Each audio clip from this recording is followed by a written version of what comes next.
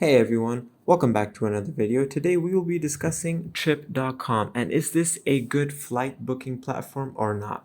Let's get started. So as you can see here, I am currently on the main website for Trip, as in Trip.com, and it has a great range of properties that you can view. You can rent these, you can purchase these, and it is quite useful if you're traveling around the world. Now, a couple of pros and cons regarding Trip.com. Of course, as you can see here, it has a wide range of options amongst many countries and cities.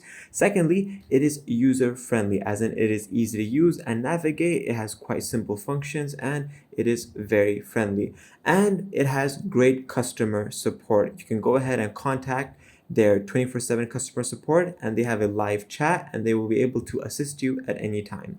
But of course, there are a few cons to anything that's good. There are a few additional fees that people say are present on Trip.com, and they are said to be hidden fees or higher than expected fees after the booking.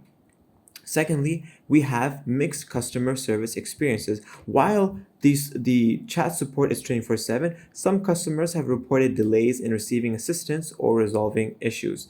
And third, we have a few issues involving the refund and cancellation. So these are a few problems that Trip.com may have, but overall, in my opinion, I believe this is a great website to use if you are traveling and you would like to book a stay.